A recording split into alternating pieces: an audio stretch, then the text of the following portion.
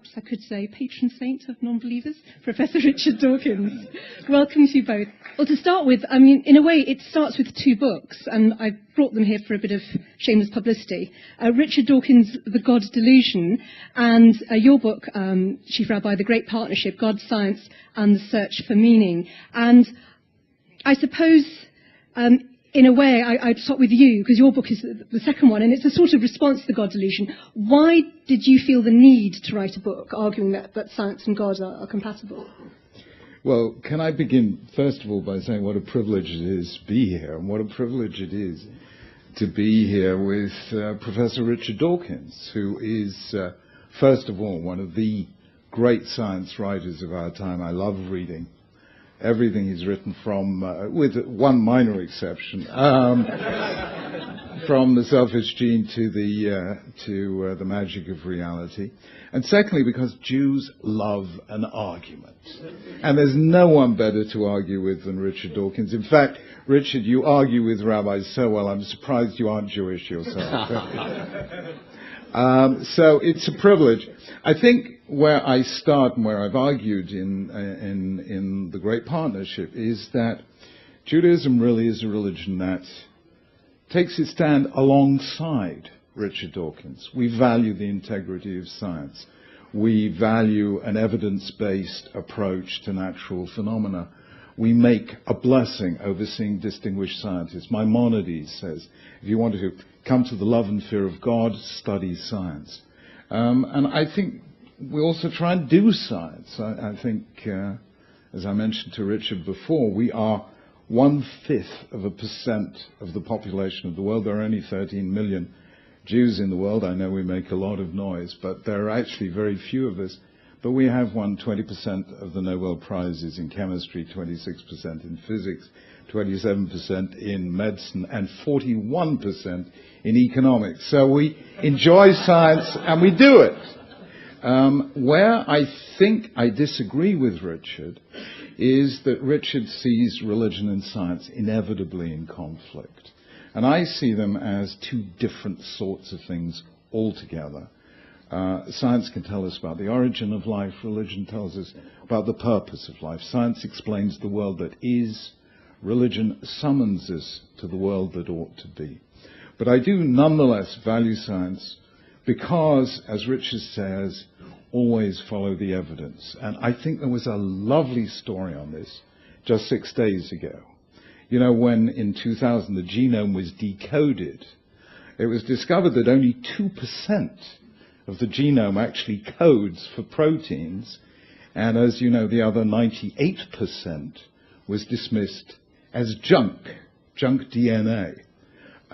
Last week, 6 days ago, the result of 1,600 experiments by 450 scientists in 32 different institutions discovered that actually that 98% that people thought was junk isn't junk at all. It's absolutely essential for the maintenance of life. Now, for those people who think that 98% of religion is junk, I hope they might someday rethink that one as well. Thank you.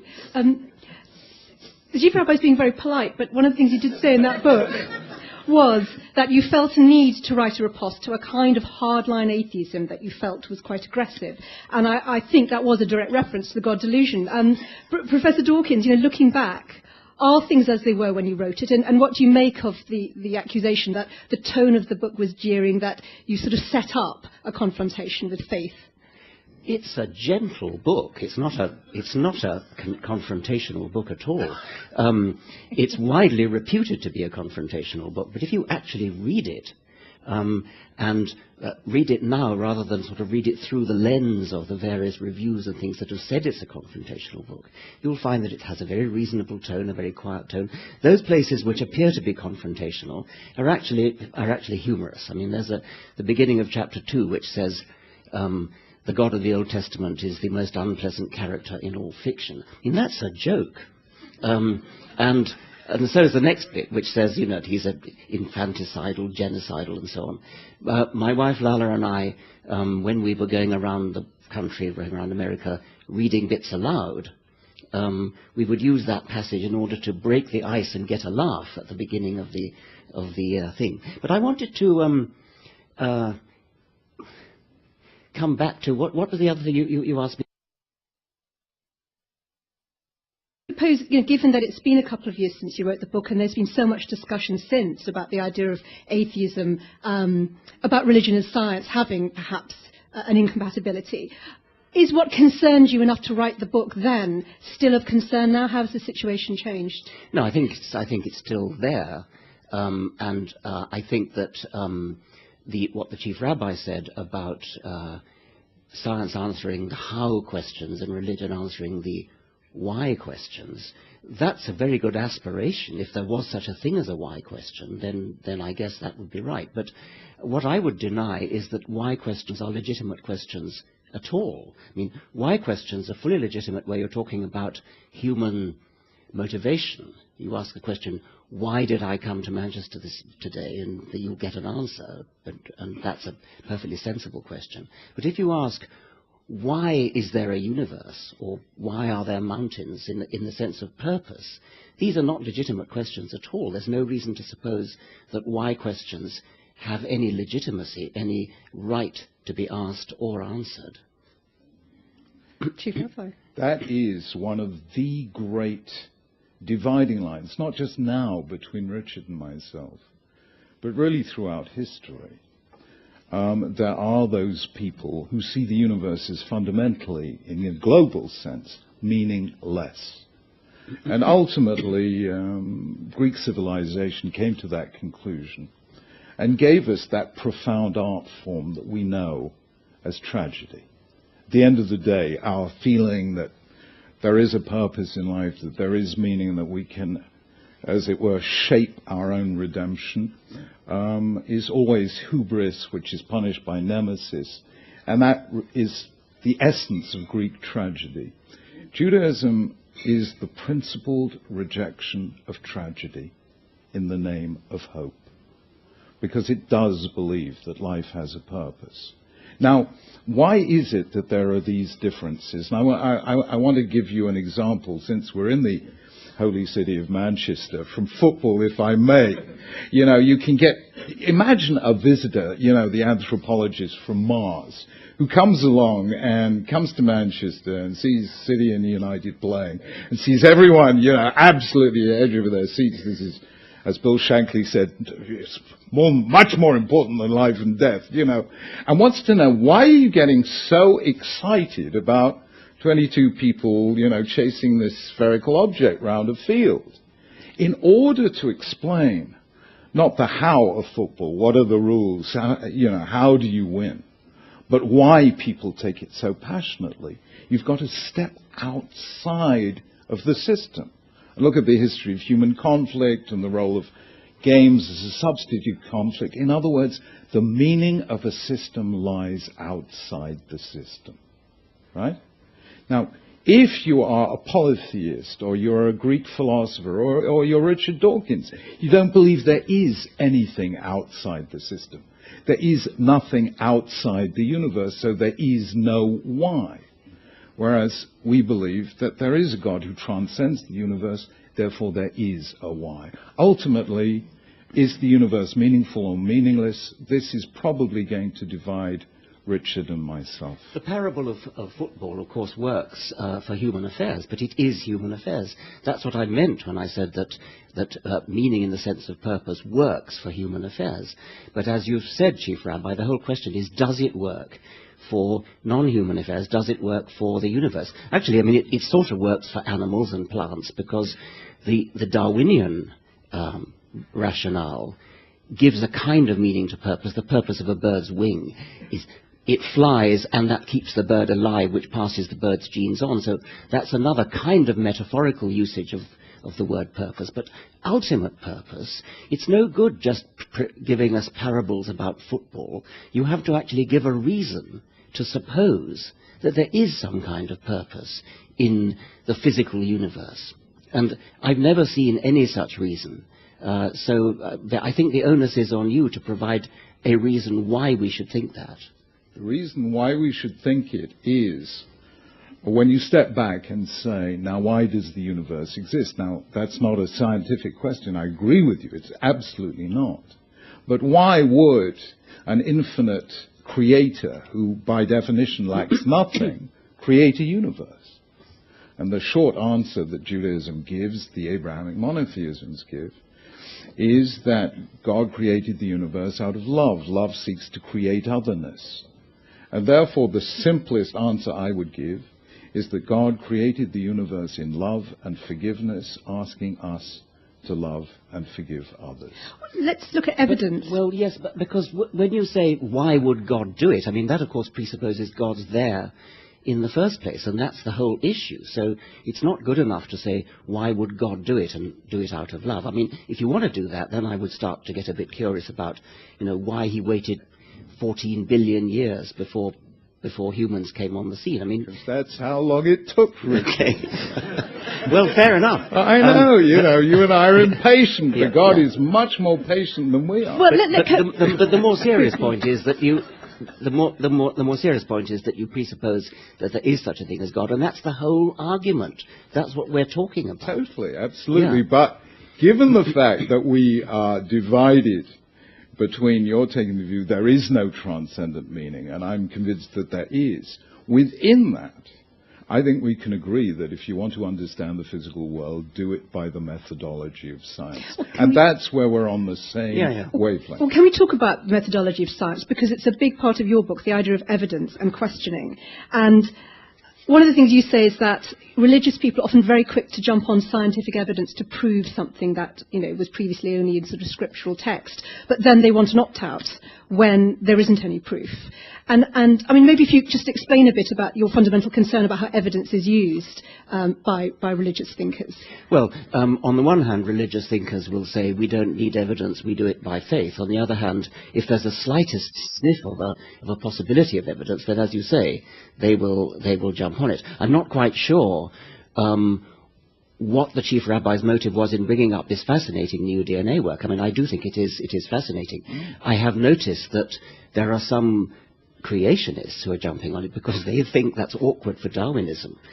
Quite the contrary, of course. It's exactly what a Darwinist would hope for, is to find usefulness in the living world. By the way, it is a very fascinating fact that the chief rabbi has the evidence he's given that whereas we thought that only a minority of the genome was doing something, namely that minority which actually codes for protein. And now we find that actually the majority of it's doing something. What it's doing is calling into action the protein coding genes. So you can think of the protein coding genes as being the sort of toolbox of subroutines, which is pretty much common to all mammals. I mean, all mice and men have the same number, roughly speaking, of protein coding genes, and that's always been a bit of a blow to the self-esteem of humanity. But what the point is, that was just the subroutines that are called into being. The program that's calling them into action is the rest, which had previously been written off as junk. And this is fascinating stuff. You mentioned creationists there. Is part of the problem is the problem essentially with creationists for you? That the fundamental interpretation, the literal interpretation, Chief Rabbi has written much about the fact that it's wrong to always take things literally. And is that really where your worry is? It's not with more symbolic interpretation. No, I mean, I would say I have a bigger worry with literalism, and that is a big problem. We don't have it so much in this country, but in America it's a very serious problem. And so serious theologians like the Chief Rabbi who don't take it literally are, as it were, less of a problem. But as a matter of fact, I have been quite surprised people have always been tackling me for saying, why do you go for the easy target? Why do you go for the low-hanging fruit, the creationist idiots? So you ought to be tackling serious theologians. Well, I've been talking to some serious theologians, and I'm quite surprised how close to literalists some of them are. I mean, some of them, I've met bishops who actually believe Jesus turned water into wine and that kind of thing. So I'm not sure there's that much difference between the low-hanging fruit and I mean, what about the burning bush and parting of the Red Sea and things? I mean, is that symbolic or is that literal? Red Sea. Parting of the Red Sea, yes. Totally literal. There we are. The National Maritime Institute in America in September 2010 published, and you can still find it on the web, a computer simulation of the Reed Sea, a particular point in the Bitter Lakes in the Nile Delta, at which a 63-mile-an-hour east wind would part the waters. And how about Adam and Eve? Now, hang on. Now, the fact that you can give a simple scientific explanation for it is to miss the point of the story entirely. But doesn't it matter to science? No, hang on. I just want to say what kind of narrative we're talking about, what kind of fact we're talking about. And here it is. We have a picture of the weakest of the weak, a group of escaping slaves, and a group of the strongest of the strong. I mean, the Egypt of the pharaohs was the longest lived and greatest empire the world has ever known, lasted for 3,000 years, was absolutely at its height in the time of Ramses II. It had the latest military technology, the horse-drawn chariot. So you have the strongest of the strong against the weakest of the weak. And here comes the one place on earth, the one circumstance in which the weak can cross over because they're on foot, and the ones who are in horse-drawn chariots are trapped and stuck in the mud. But the key is that God intervened to make it happen.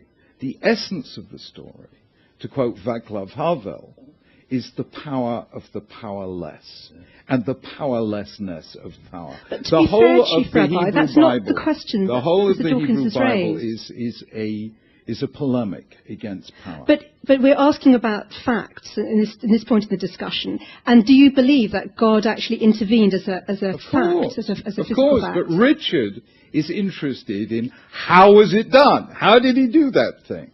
Well, and I'm interested in why was it done, and I repeat, it was done because the Bible is a polemic against power. So Richard is looking at the technical details. How did God manage that? Yes, we now know. 63. I don't think it happened at all. But, Professor Dawkins. Well, if it happened, that's how it happened. Yeah, okay. But what about Adam and Eve? I mean, what do you think about that? Is that symbolic or literal? Well, Adam and Eve is clearly a parable because there was no first human, and there may have been a mitochondrial Eve, but I mean that was somewhere else and in another country, and besides the wench is dead. Exactly so. So no, I mean Adam and Eve are really, I mean if you trace it back 6,000 years ago, obviously the Bible is telling us the story about the first dawn of civilization. I mean there was art 25,000 years before So Adam and that. Eve is symbolic. Yeah. But the parting of the Red Sea, I mean, how do you decide which bits are symbolic? Very simple. The rabbis in the 10th century laid down the following principle. If a biblical narrative is incompatible with established scientific fact, it is not to be read literally. And that was 8 centuries before the word scientist was coined, so they weren't just doing it to please Richard Dawkins. They were doing it for their own intellectual integrity. But many people do believe it literally. And it's an increasingly vocal Exactly so, number and of in people Judaism we take a strong view on this. And we have now for 2,000 years. And we say reading the Bible literally is heresy. Why so?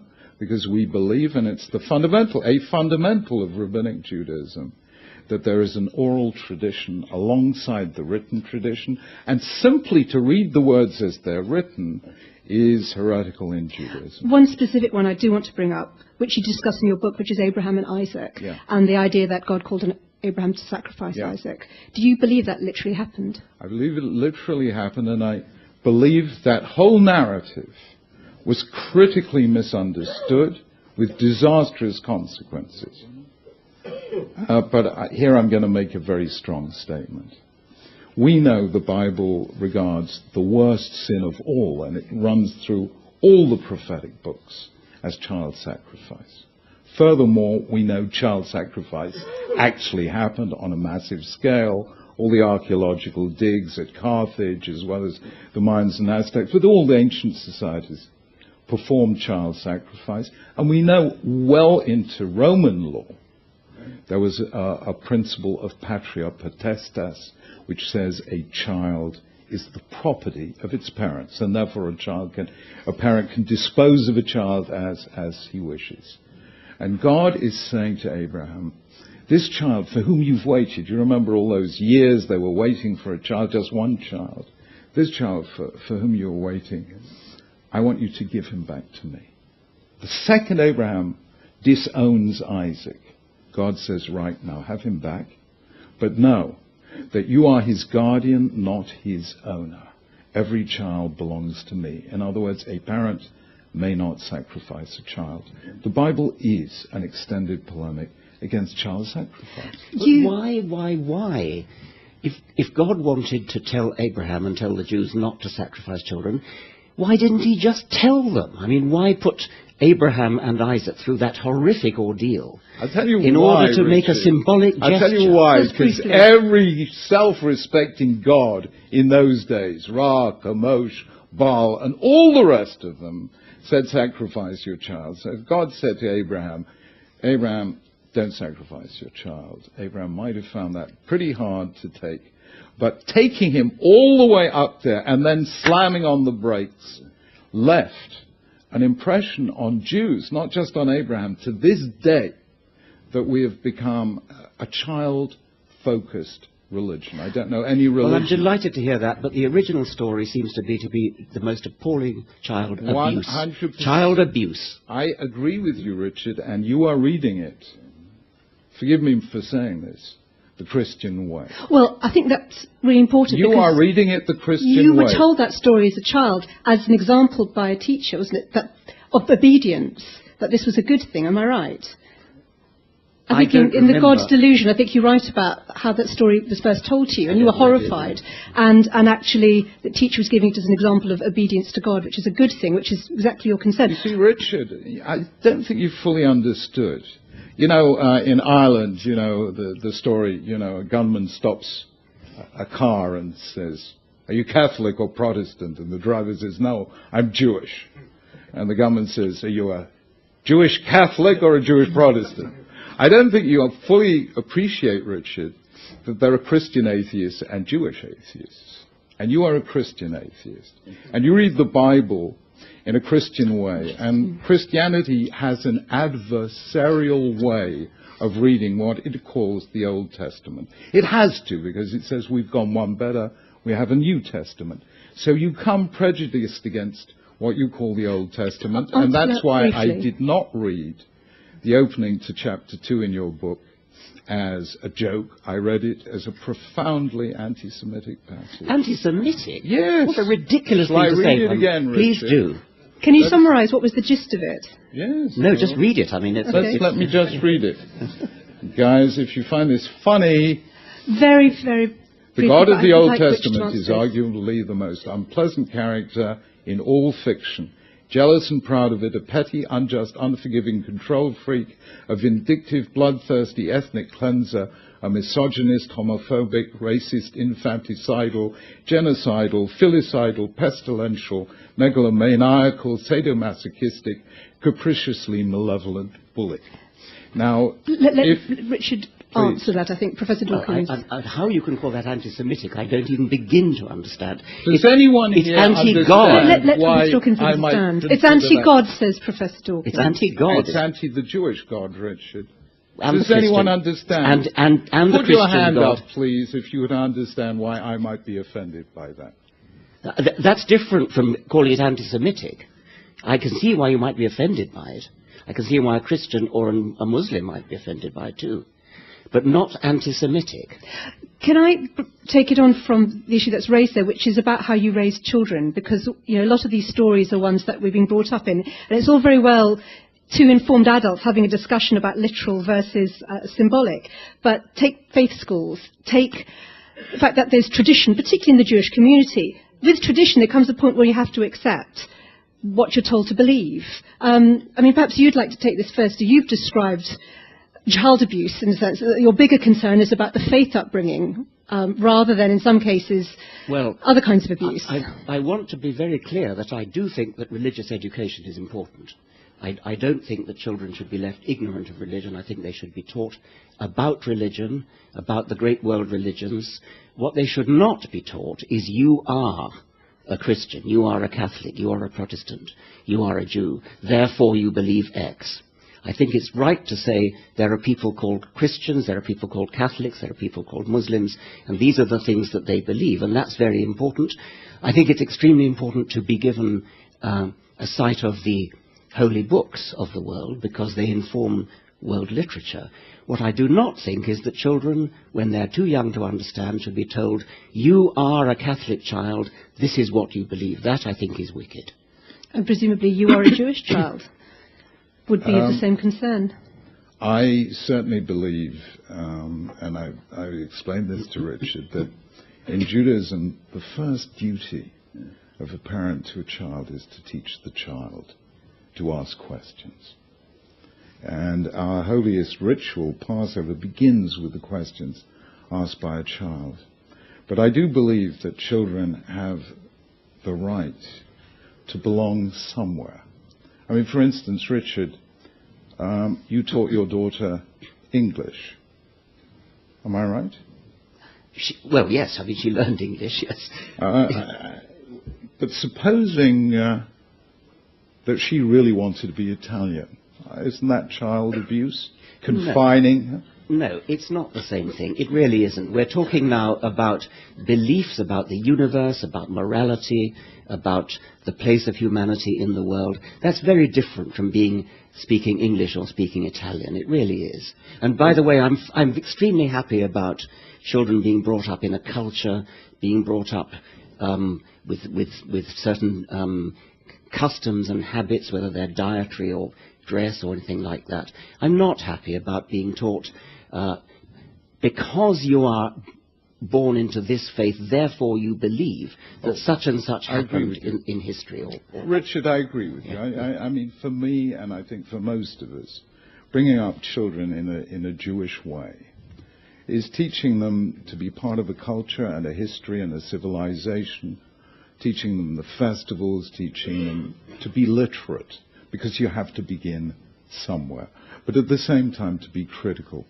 And we have a lot less emphasis on faith and belief in Judaism, much more on practice, because we do see faith as something that you need to think deeply about, that you need to come to your own conclusions about.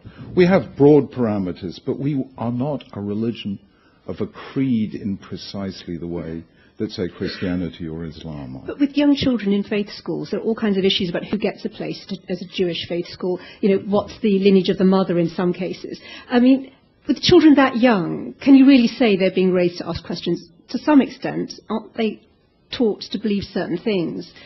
And isn't that fundamental? No, I think they're taught to sing certain songs and to observe certain practices.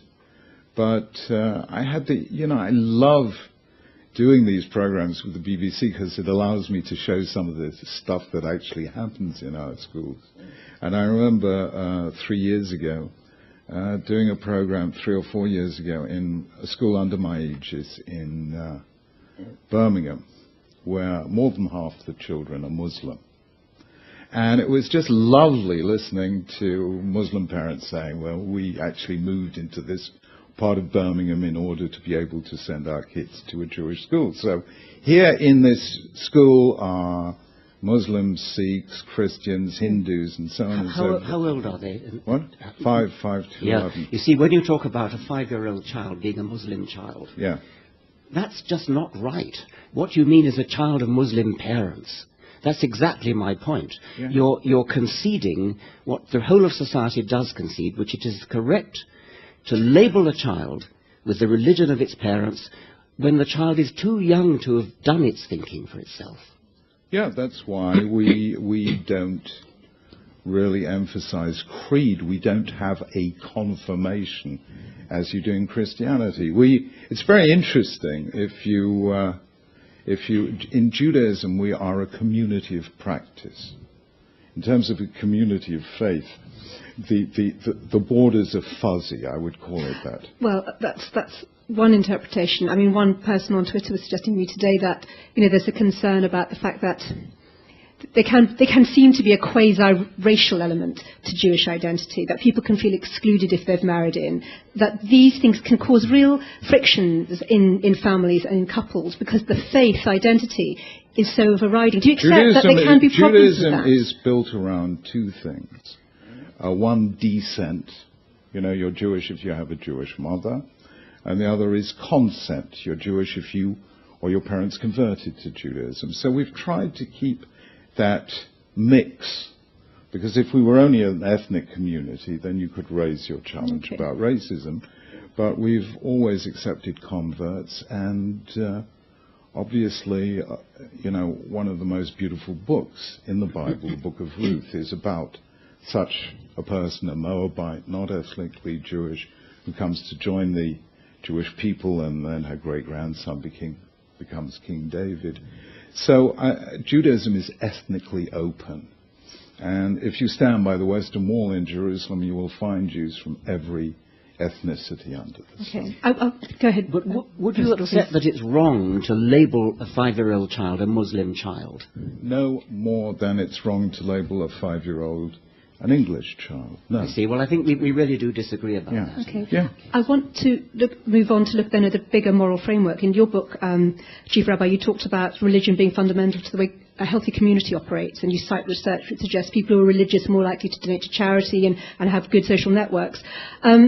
Professor Dawkins, what do you say to that argument, that only religion has really provided the fundamental ethical framework? And, for example, with scientific research and, say, fertility treatment, it's run way ahead of ethics, and religion has often been the thing that's tried to rein it in. It's certainly true that scientific advances do raise moral questions which need to be talked about, and my colleague, the moral philosopher Jonathan Glover, has written a book explicitly saying we need to think in advance about what the scientific advances are going to make in the way of moral dilemmas.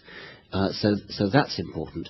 I think it is really unrealistic to suggest that we need religion in order to come to moral decisions, or that actually we, as a matter of fact, do use religion. As I look historically at the way our moral values have changed, they have changed hugely over the centuries, over the decades, within any given century. You can more or less label what decade a piece of ordinary fiction in the 20th century comes from by looking at the moral values which the characters in it, whether they're racist or sexist. You can tell whether it's late 20th century, mid-20th century, or early 20th century, or 21st century. My point is that the moral zeitgeist, which we all of us in a society share, labels us as being, shall we say, early 21st century citizens, much more than it labels us as being religious or non-religious. There's far more in common between a liberal enlightened Jew and a liberal enlightened atheist today, morally speaking, than there is between either of us and somebody of 200 years ago or even 100 years ago. And so the moral zeitgeist advances historically for non-religious reasons, and religious people and non-religious people advance hand in hand from decade to decade. It's not to do with religion, it's to do with advances in moral philosophy, in legal philosophy, in the general discourse of society. That's what's changing, that's what gives us our moral values. Chief Rabbi. Yeah, first of all, I want to agree with Richard that you do not have to be religious to be moral.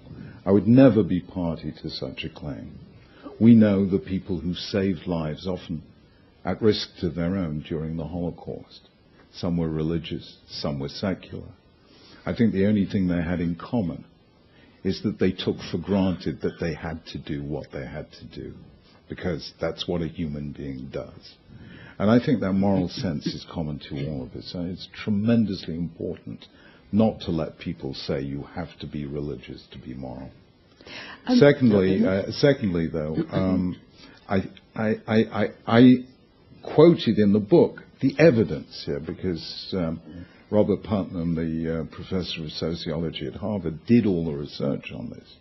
And he came up with this extraordinary finding, as you know, that in America, it may not be true in Britain, although he tells me it is in Britain, that religious people are more likely to give to charity, more likely to do voluntary work, more likely to help a neighbor with housework, more likely to help somebody with a job, more likely to get involved in civic and voluntary associations and so on. And his finding was that religion is the predictor of all these things, of altruism, more than any other factor: age, income, educational level, or ethnicity. But he said, and I think very wisely, that in his view this has got nothing to do with religious beliefs and everything to do with the power of religion to create communities. In other words, Richard is right in saying that we may not need religion to know what to do, but it's that constant rehearsal in ritual, in prayer, and in community that encourages people to do what they know they ought to do. This sounds dangerously like a Darwinist argument, that religion has survived because actually it provides something for human survival. Well, no, I mean, I think it's a very interesting point of view. Darwin believes it's a very interesting point of view, what the Chief Rabbi has just said, that it's not religion per se, but it's a sense of community. Before accepting the findings, I think I would want to look a little bit in more detail at what's going on there. The giving to charity, if the charity includes tithing in the broad sense, I mean, giving to a church, then... No, whether religious or secular causes. Yeah. Absolutely. So it would be important to tease that out. I suspect that my earlier point, that the century or the decade in which we live is going to be more important in any case. I agree with you up to a point, Richard. And here I would only say that one of the great things of religion, although you don't have to be religious, but religion has traditionally done this, is stood up against the zeitgeist when the zeitgeist has been leading us dangerously down the wrong road. That's the prophetic imperative, the person who stands up and says, look, I think we're going down the wrong road. A, we've become too consumerist and materialist as a society. B, there's too much inequality. Some people making much too much, and many people are suffering as a result. I think, to stand up against the zeitgeist is one of the great things religion has done. And it's done for all of us, really. I think that's one of the good things that it's done. Professor? I want to pursue the very interesting point you were making, that is the sense of community rather than... And that, I think, is an arguably good point. I certainly don't think we get our morals from religion. I certainly hope we don't. I mean, I hope we don't get them from Scripture. Certainly hope that. And I also hope we don't get them from a kind of feeling of sucking up to God. And I'm sure you would agree about that. So do we get it from a sense of community? That's an interesting point. That is the point made by two evolutionary biologists, David Sloan Wilson and what's his name? In Search of Darwin's God. I just want the Professor to finish his point. Kenneth Miller. Yeah. Kenneth Miller.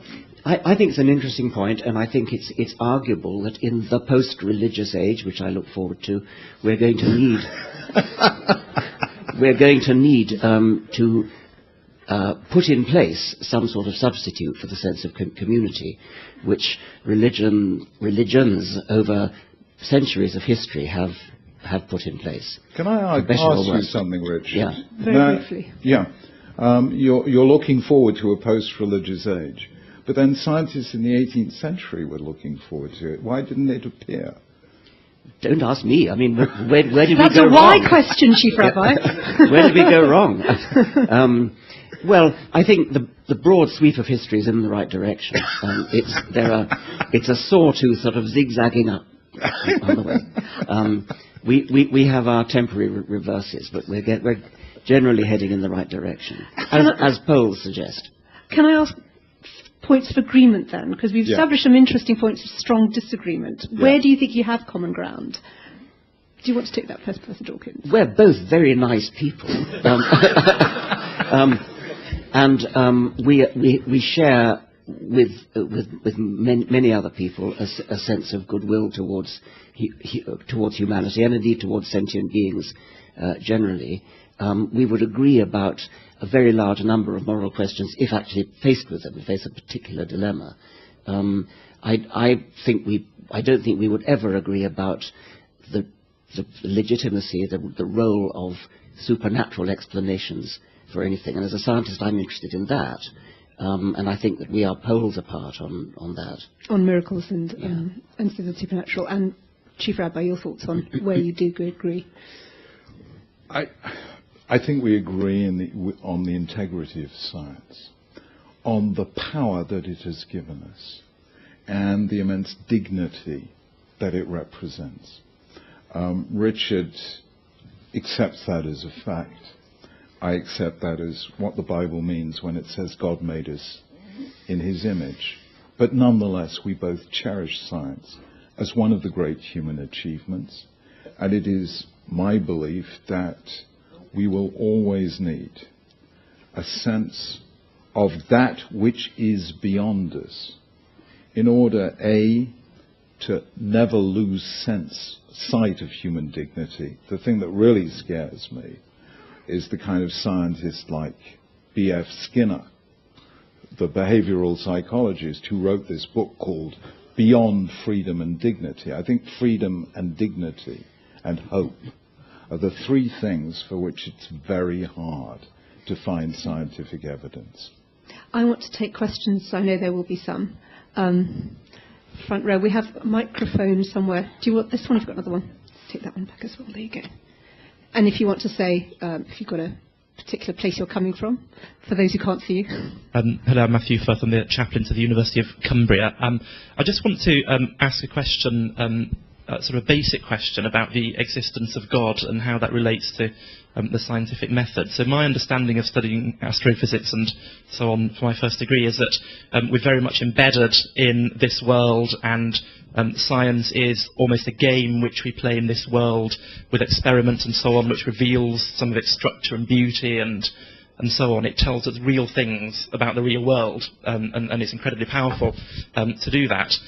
But we are embedded in our experimental games in this world. So why is it that I sort of detect maybe in your writings, Professor Dawkins, almost an a priori assumption that there can't be something beyond the world which can reveal itself in the world? Okay. And sort of an extra small point, what sort of evidence would you need to see in the world of this thing coming in to reveal itself in the world? I'm very excited to think that there is a very great deal beyond what we understand at present. And I would like, it won't happen, but I'd like to live another 200 years to see the extraordinary advances which I'm quite sure are going to come. I think that the science of the next couple of 100 years is going to be magnificent and will be far beyond anything that any scientist today can imagine. And that, I think, is a very, very exciting probability. What I don't see is any merit at all in calling that supernatural. You can call it super present understanding, but not supernatural, because that's giving in, that's more or less admitting in advance we cannot understand it. This is something which by definition is not understandable. Whereas the science of the future I'm talking about is something we don't yet understand. It may be beyond the understanding of the majority of people. It may be beyond the understanding of everybody. We may meet aliens from outer space who've got a new physics which no human can grasp. These are all very exciting, exhilarating possibilities. But to call it supernatural is a cowardly evasion that's giving way before you even start to investigate. It seems to me to be an aspect of human dignity to be determined to try your utmost to understand, not to lie down under it and say, oh, it's supernatural, we're never going to understand that, we can't understand it. By definition, it's supernatural. Thank you. Okay, I'm going to take the question. Gentleman near the back with the glasses. Yes, from the shirt. Try and get as many as we can. Hello, I'm Stuart Langhorne, Head of Religious Studies at Lancaster Royal Grammar School. I'm very pleased to hear Professor Dawkins support religious education in schools. We have the God delusion as a set text for our A-level students, some of whom are here tonight. I'd be interested to know what the Chief Rabbi would recommend as a set text to go along with it. Well, it's all a great partnership, actually. Paperback, very cheap, and pardon? Of course, for you, certainly. Right, next question, please. We've got one over here. Yes, the gentleman over there. And then I'll come back and take someone this side. Oh yes, gentleman over here. Just stick your hand back up. That's it.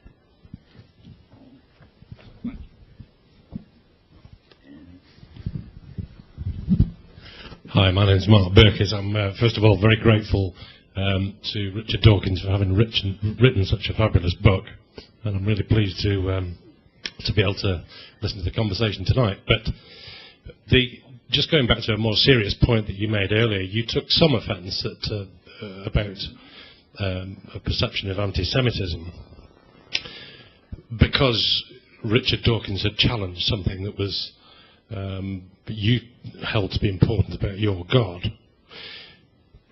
Taking that one step further to the level that the Iranian top brass took with Salman Rushdie, what's your take on the Salman Rushdie's attempt to challenge some thinking in Islam, and was the Ayatollah right to issue the fatwa?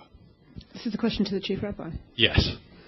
Had Salman Rushdie been Jewish, we would have welcomed him as absolutely standard member of the Jewish community. It didn't even register on the Richter scale in terms of Jewish challenge.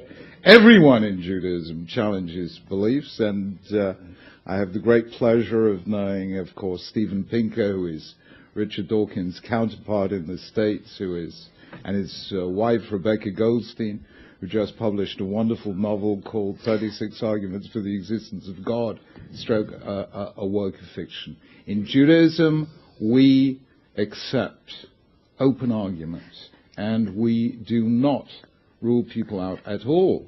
I was not concerned that Richard was anti-Semitic at all. I was concerned that he was using an anti-Semitic stereotype which has run through a certain strand of Christian reading of what is called the Old Testament, as a result of which thousands, if not hundreds of thousands of Jews died in the Middle Ages, because that's how people spoke about the God of the Old Testament. And it really terrifies me to see the power of these stereotypes persisting into atheism. It really bothers me. In other words, I can live with an atheism that says, look, I can't make head or tail of this. For me, this is music to which I'm tone deaf. That is the atheism I discussed with a person who I came quite close to in his last years, the late Sir Isaiah Berlin. He said to me, Chief Rabbi, don't talk to me about God. When it comes to religion, I'm tone deaf. He asked me to officiate at his funeral. He did not believe, but he did not mock or insult But to flip those the who question, believe. implicit in it is a concern that Islam is different. Islam expects special treatment, and is that a concern? I mean, it's the elephant in the room, isn't it? That you can't say things about Islam that people can say about other faiths. Have a free society in which people are not permitted to challenge religious orthodoxy. We have to have the confidence of our beliefs to create a society in which people are free to challenge our most sacred beliefs. And you're free to be offended. And I am, yeah, of course I'm free to be offended. Professor Dawkins, what are your thoughts on this issue that's been raised? For me, one of the most horrible aspects of the Salman Rushdie affair was the way non-Muslim intellectuals in this country and in America took the part of the Ayatollah Khomeini. It was utterly disgraceful to see senior clerics and senior scholars in this country saying, "Oh, Salman Rushdie got what he asked for. He deserved what he got." And politicians. The threats that were made not only against him but against his publisher. There was a terrible story told by the publisher Penguin Books, whose daughter was threatened at her school, and parents were complaining about this girl being at the school because they said, what if the Muslims attack the school and they get the wrong girl? So the publisher of Penguin said, the wrong girl? Who is the right girl?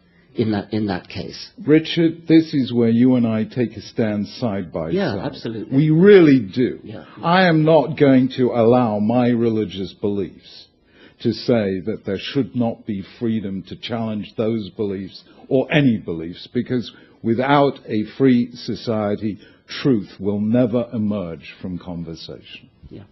In which case, may I suggest that it's not right to take offence and accuse someone of being anti-Semitic when all they've actually done is challenge your belief. And mentioning that someone is anti-Semitic is a very Richard is remotely anti-Semitic. He's a really, really nice guy. Please understand that. I love this man. I really do. But when I read this book, I said, that is not Richard speaking. That's 1,700 years of what is technically known as the Adversos Judaeos literature. It was me speaking. And I confess I was totally ignorant of the 1,700 years of which you speak, and I'm sorry about that. But nevertheless, I think the moral values that are embodied in the behavior of the God of the Old Testament are very deplorable indeed. All the stuff about slaughtering the Amalekites and things, terrible stuff. Richard, just answer me one question. How many Jewish commentaries to the Bible did you read before writing that paragraph? I fully accept that enlightened Jewish commentators would repudiate these horrific stories. I wasn't talking about them. I'm talking about the God of the Old Testament as he actually appears in the text of the Old Testament. You regard anyone who reads the Bible literally as a fundamentalist, so please don't read the Bible as a fundamentalist. 40% of the American people read it as fundamentalists. I agree, and I'm as terrified of that as you are. I'm going to take a question. There's a student near the back there. I've got a question for Professor Dawkins.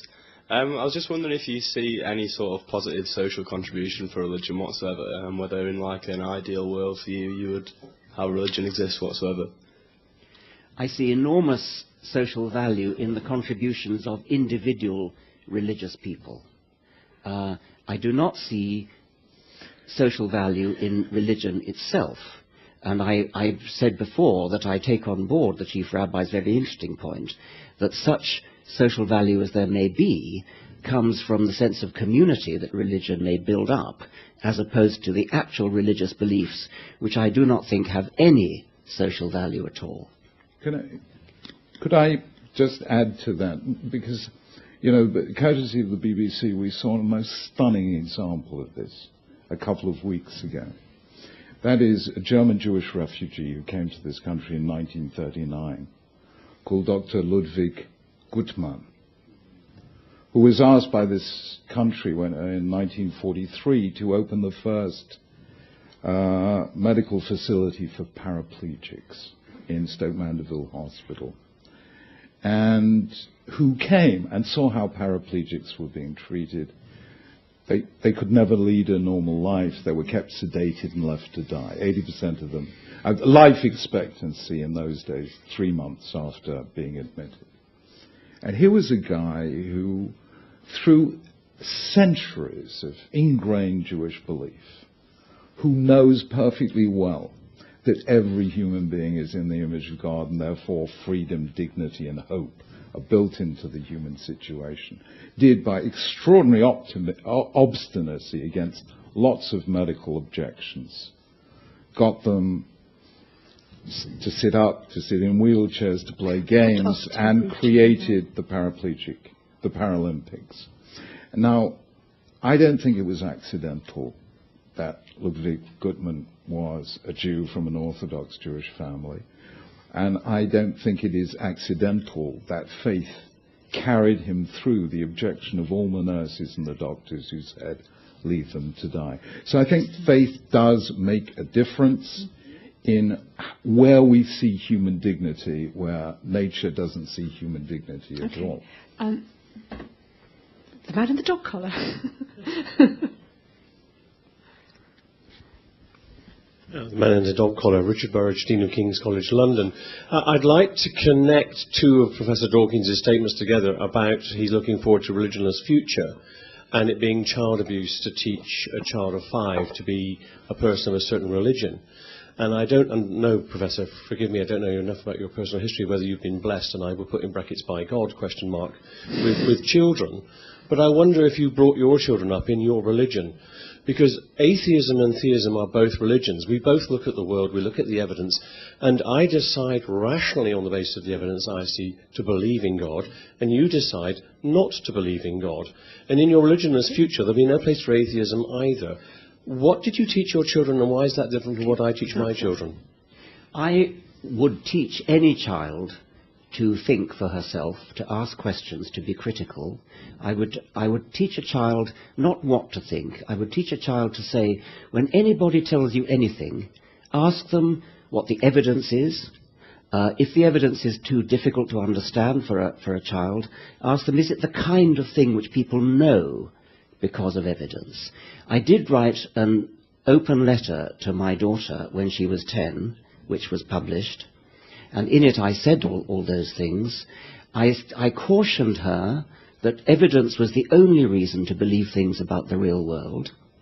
And I cautioned her against 3 bad reasons to believe things, which were tradition, revelation, and authority. And the thing that's wrong with tradition and authority is that it's arbitrary which tradition you happen to come from. You happen to be brought up in a Jewish tradition, or a Muslim tradition, or a Christian tradition, or a Hindu tradition.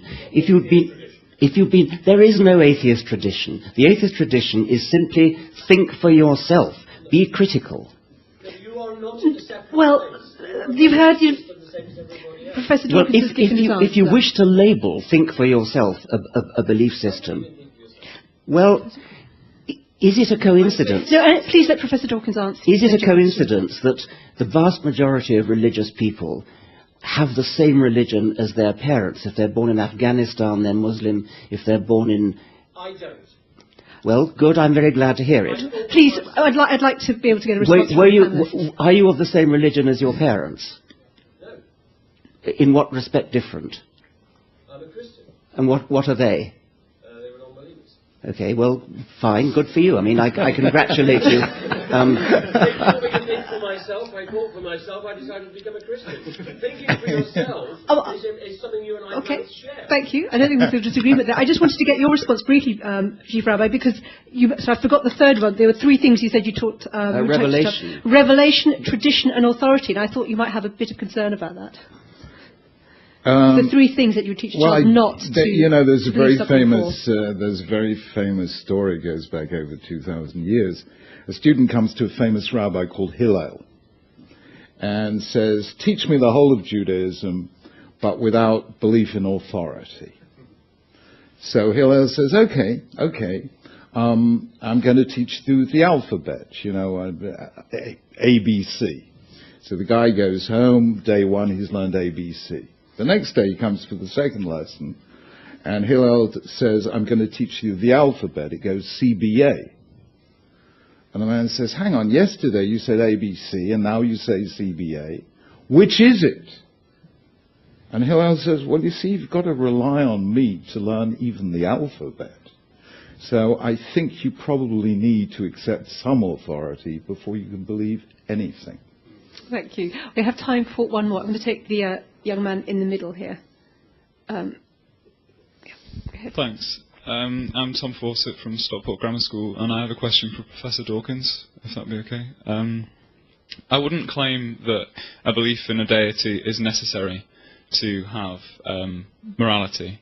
But what I would ask is, surely in the absence of a divine lawgiver, morality loses its intrinsic value. It's not written into the fabric of the universe. You cite the moral zeitgeist argument. Surely that deprives morality of any philosophical legitimacy. It's merely a human construct. Why should I be altruistic? Why should I care about anyone else when fundamentally morality has no further value? Thank you. This is a question I very often get. It's an extremely common point of view. I agree that it's very difficult to come to an absolute definition of what's moral and what is not.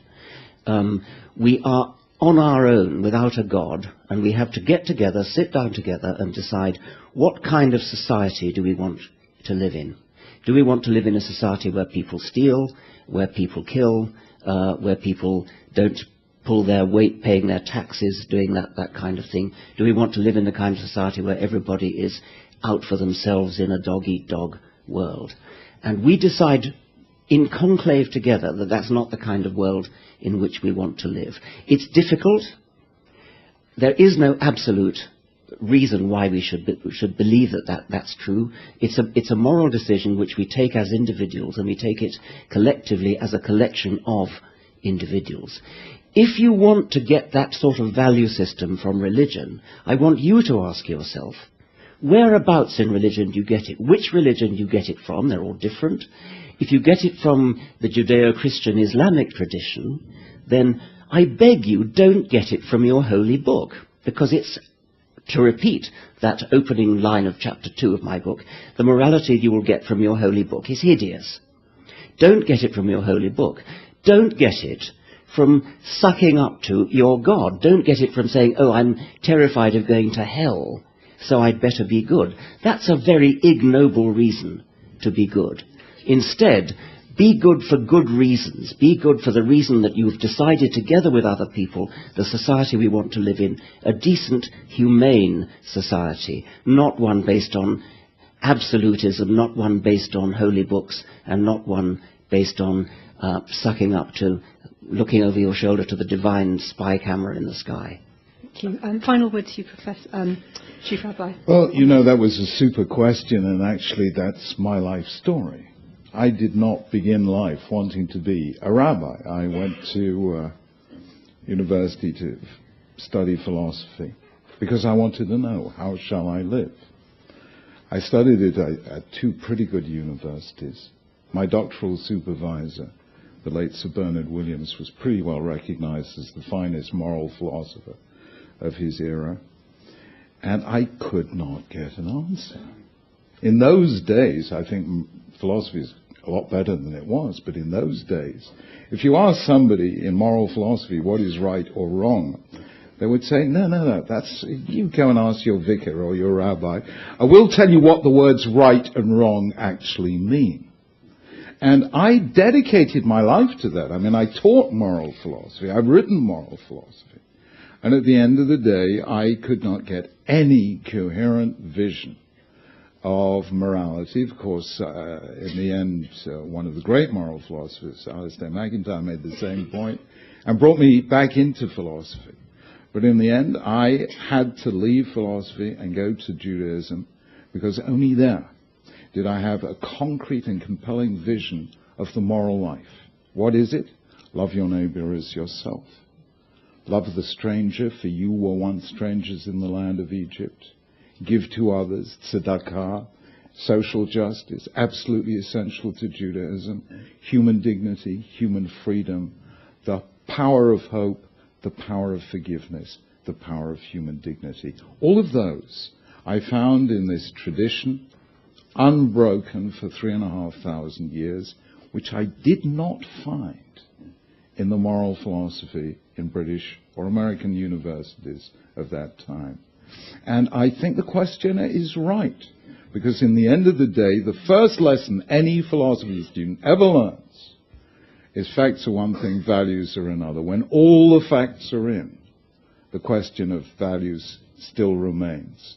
And we will never get that from science, which is brilliant at establishing facts, but cannot ordain values. And therefore, for that, we have to look ultimately, I think, at the ultimate itself, God himself, or at the very least, if you don't believe, at least accept the wisdom that has been honed and refined through 3,500 years and has brought